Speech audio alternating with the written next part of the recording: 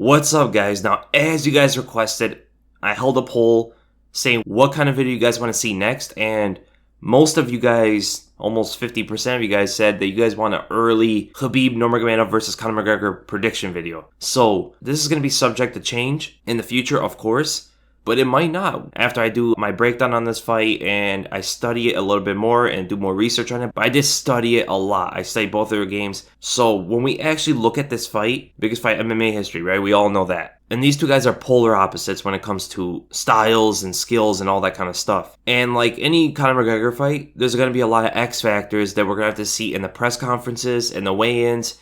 And ultimately, nobody will know until fight night. And that is the mental game and how much Conor can get into Khabib's head. Now, I don't think he can get in Khabib's head the way he did everybody else. I think Khabib is going to have to get more angry at Conor McGregor to the point where he starts to rush into the fight towards Conor, and Conor is able to counter him on the feet, where Khabib kind of abolishes his wrestling game plan and tries to just knock him out or something. So the whole mind games, the mental games coming from Conor McGregor is going to be a big thing coming to this one, as it always is. Now, when we look at the skills and the techniques and all that sort of stuff, we know Khabib, sambo fighter, good wrestling, good shot, but he doesn't really finish it through that. He shoots low and then works his way up to the upper body and tries to take the opponent down through that. He likes to shoot a low single leg, drive upward, work his way up to an underhook, and that's all he needs. And he usually tries to do it against the cage. He doesn't like to do that in the center of the cage. If you guys have seen my How to Beat Khabib Nurmagomedov video, I've showed you guys that he does not do well shooting in the center of the cage, right? Even in his last fight against Ally Quinta, this was the case, as well as many other fights. He doesn't have that finishing ability in the center of the cage. He needs to work you up against the fence where he can reinforce his takedowns through that, right? He likes to work with inside trips.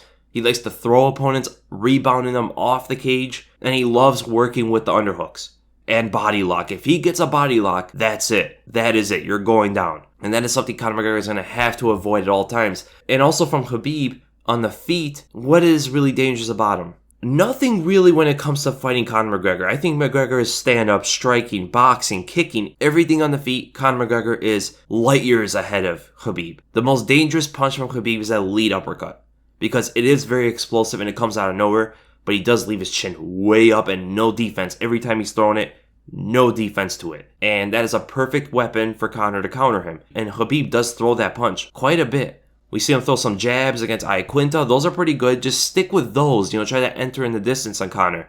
Behind that, be defensively responsible. He could throw some leg kicks there too. Not too committed, but he has to set him up as well. Maybe a jab, then a low kick. But keep the combinations very low in volume. Do not throw high volume combinations at Conor McGregor, because you give him more opportunities for him to counter you. So if you're going to throw a leg kick, maybe just off one jab. You could even throw a naked leg kick. You could, and get away with it. But it has to be quick on the retraction, because Conor's going to try to counter you. And on the ground, Khabib is a nightmare for Conor. We can all say, just as much as Conor is light years ahead of Khabib on the feet, the same could be said with Khabib on the ground against Conor. His control's insane. It's just crazy how he can just stack on opponents. He is the best at stacking, I think, in the UFC. And his ability to just pass through guard through stacking, just putting his body weight on top of the opponent's knees, on their legs. He loves to stand up above them and then put his weight on top of them, try to land ground and pound, and through that ground and pound, he's already thinking passing while you're just trying to defend the shots. And he loves a half guard position, and he loves a side control position. Out of all the fights we've seen, those are the positions he seems most comfortable and most effective. Right? He lands those big punches on top, and he works his way through submissions sometimes, like he saw against Michael Johnson, but he had to make Michael Johnson quit to do that. I think he could have done it before, but we don't really know. But the ground and pound is where he excels at. The ground and pound doesn't just hurt you to finish you. He's trying to break you mentally, as well as physically. And that is something he's going to try to do against Conor, because we all know Conor doesn't have the best cardio. Conor is strong for 2.5 rounds. Sometimes even 1.5 rounds, like the Nate Diaz fights. Both of them. Khabib is a 5-round nightmare. And here's the thing. When you fight Nate Diaz, it's mostly going to be on the feet. Right? There's no constant pressure in you constantly, literally in the sense constantly trying to fight off the other person's weight and pressure. Right?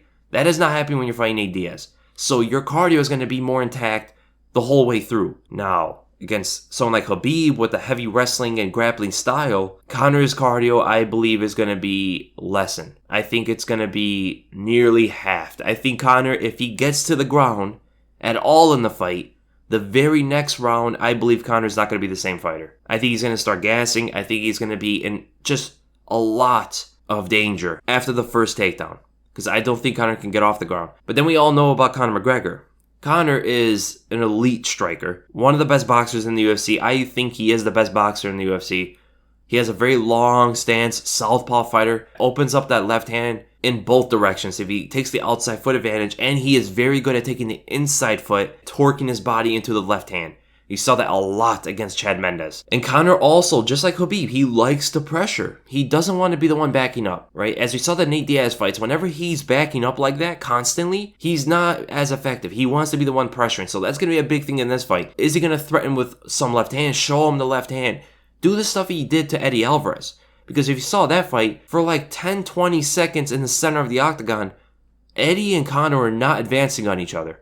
Right? Conor had to throw some things from a distance to get Eddie to back up. He might have to do the same thing with Khabib, but Khabib is much more pressuring than Eddie Alvarez. So this is going to be a little bit different for Conor. But Conor has the most well-timed left hand I've ever seen. In MMA, that is. He has an amazing bolo uppercut off a counter. He even landed on Floyd Mayweather, of all people. He most certainly will land it on Khabib if Khabib tries to land that straight right hand on him. If Khabib tries to throw jabs, Conor can outside slip straight left down the middle or left overhand. Conor can throw those jabs down the middle too. Conor does have a little bit longer of a reach, but Conor also has those kicks. Now, when he throws the front kicks, as he said against Chad Mendes, they're like whips, right? It's really hard to catch them, but some of them did get caught by Chad, right? But Chad didn't use them to take him down. Khabib will use those to take him down.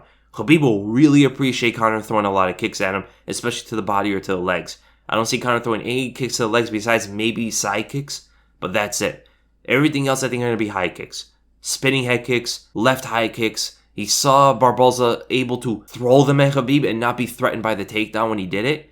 So maybe he could go that route too, because Conor does have pretty smooth spinning attacks. But he's not trying to knock you out when he does it. He's trying to align you up for the left hand at all times. His left hand is his finisher, and it's pretty much his only finisher. He does have a pretty strong lead uppercut as well, where he cuts through the middle of it, and he ends up on the outside of the opponent's foot.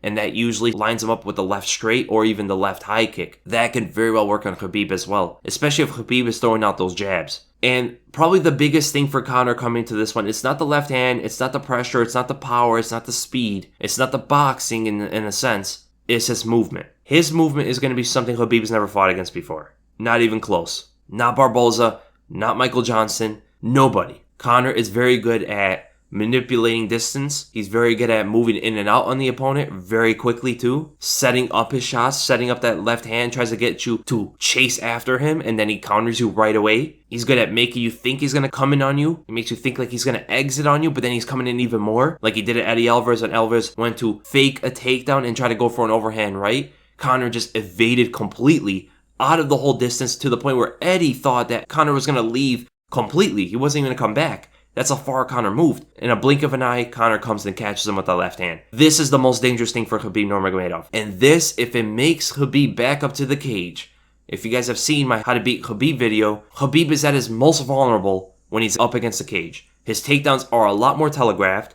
His takedowns are a lot more easy to see coming. He will strike back with overhands and looping shots to try to get you away from him. And he kind of almost panics at times. Look at his Ally Quinta fight. There was a point where he was like lifting his knee up and extending at Ally Quinta. That's a hint of panic or a hint of him being uncomfortable. He doesn't like to get pressure like that. And we all know about Conor. If you start doing that stuff, if you start lifting your knee, trying to get away, winging out punches, reaching out to get the guy away, shooting in takedowns desperately without setting them up, it's game over. That's game over right there. Counter left hands all day, left long straights to keep you in there. That's the biggest thing for Conor McGregor. Now, after laying it out, I see this thing for Khabib. Khabib has 4 steps to a takedown. Shooting in, working his way up to the upper body to try to get that underhook, secure the clinch by body locks or double underhooks or whatever Khabib wants to do, because he has a lot of variety in the clinch. And then the actual takedown. Is he going to go for the outside trip, inside trip, a throw, whatever it is? Those are the 4 steps to Khabib taking you down.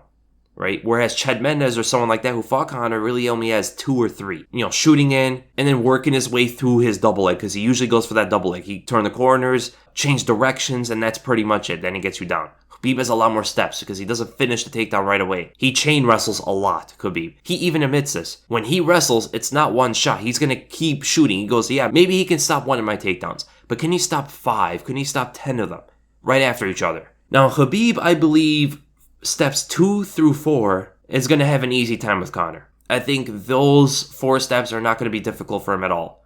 Working his way up to the upper body, securing the clinch, actually getting the takedown. Now, step 1, that is going to be detrimental, and that is going to be very difficult for Khabib Nurmagomedov to secure. And if you do not get step 1, you don't go to step 2, you don't go to step 3, you don't go to step 4. It's all done. If you can't get step 1, you're not getting the takedown. We saw this and learned this from Ronda Rousey versus Holly Holm. If you cannot even get in the distance, or you cannot even create necessary contact to try to work your way up to the clinch or something like that, from a shot, you're not getting the takedown and you're in huge trouble. This is going to be tough for Khabib. I don't know exactly how Khabib is going to be able to do this because of Conor's distance work and his footwork and his movement. Like I said, Conor is very deceptive with that footwork. It's very hard to tell which way he's going to go, and he's very fast on his feet. Khabib is going to have to set those up, but then if he's setting them up, he is getting in risk to be countered hard and clean, because every shot Khabib throws on the feet, I think it get countered by Conor McGregor. Every single shot. A jab, a right hand, straight right hand, lead uppercut, right overhand. Everything is going to be countered by Conor. So how he's going to set this up? Now, there is something with Conor's stance. Very sideways and long, very long stance. That lead leg is out there for the taking if he's not moving. So in the first round, where Conor is fresh, he's moving a lot, he's very hard to deal with, even against guys like, Nate Diaz and pretty much everybody's ever fought. Right? They all had a hard time with him in the first round. Even Floyd Mayweather in the first round, Conor was the hardest to deal with. By far. Everybody saw that. That's where he landed the left uppercut as well. He landed the most shots he could on Floyd in that first round. Is that leg for the taking in the first round? I don't think it is. I think Khabib's going to have a very hard time shooting in on Conor in that first round. And also when you look at it on paper, Khabib has the grappling, Conor has the striking. We all know those variables, who they belong to. Everything comes down to who can control the distance. Who can control and manipulate the space in between each other. In theory, that is completely proven to be on Conor McGregor's side. Completely. He is way better at manipulating that space. So in theory, you can go and say Conor McGregor should win this fight. On paper, you can say Conor should win this fight. Just because of that. But if Khabib at all, one time he gets that leg of Conor and secures it and works his way up to the upper body, drives it to the cage, I think the fight's done. I think the fight's over with. I think Khabib wins this fight. So maybe he can dive in for a low single. That is a very hard thing to defend, but for guys like Conor who can move his feet very fast and see the shot coming from a mile away, if you don't set it up with your hands, like you saw Chad Mendes. Chad Mendes would fake overhand rights, even throw out the overhand rights, and Conor would be focused on that overhand. Chad would get the double leg on him. The thing about Khabib is, Conor is a no threat on the feet from Khabib, like he was against Chad. Chad is very powerful. Chad has a very powerful overhand right, and it's fast. So you are very cautious how fast this guy's going to come in with that overhand. With Khabib, there's really nothing. There's really nothing going on there that you are going to be that cautious by. The only thing is that lead uppercut, but it's very easily timed and countered by Conor. Nothing else is alarming. His speed is not alarming. His power is not alarming. So Conor is only going to be threatened by those takedowns, and that's all I think he's going to be focused on. So my prediction for the fight, my early prediction for the fight, because I will make one later after I study it, I do the breakdown on it, I'm going to go with Khabib Nurmagomedov right now. The reason why I'm going with Khabib, he has a lot more chances on getting that to the ground. What do I mean by that? As of what I see right now, he could try to time Conor's left hands. He could try to bait them. He could get Conor to try to linger his left hand out there like he always does. Linger his left hand out there, and I'm going to shoot in under that for a low single. If I don't get it, I'm just going to keep on him like white on rice. I'm going to keep on him. If I get in that distance ever, I am going to follow him the entire way through until it gets to the cage. I'm not going to give him that distance to land that left hand on me, so therefore I'm going to try to bait it out in the beginning so it's eliminated. And not only that, if there is any moment where Conor misses that left hand, Khabib is shooting in on a single or driving in the clinch, and the fight's over from there. That's what I believe. I believe if Khabib ever shoots in or gets the body lock or gets double underhooks or something like that, the fight's done. And Conor, like I said, he has 2.5, 2 rounds, maybe even 1.5 rounds in general against a guy like Khabib with the wrestling and the grappling and the constant pressure and the constant volume on the ground and pound and the pressure on the feet. I think Conor's only good for 1 round, maybe 1.5 at most. So I'm going to go with Khabib Nurmagomedov. I'm going to go by a 3rd round TKO due to ground and pound. And I see it being very nasty ground and pound. So that's my prediction, guys. That's my early prediction for this fight. I hope you guys enjoyed the video, and if you did, make sure to give it a thumbs up, and if you enjoyed my content, make sure to subscribe. My next video, now I did look at the polls again. I might do my street fight commentary video for you guys.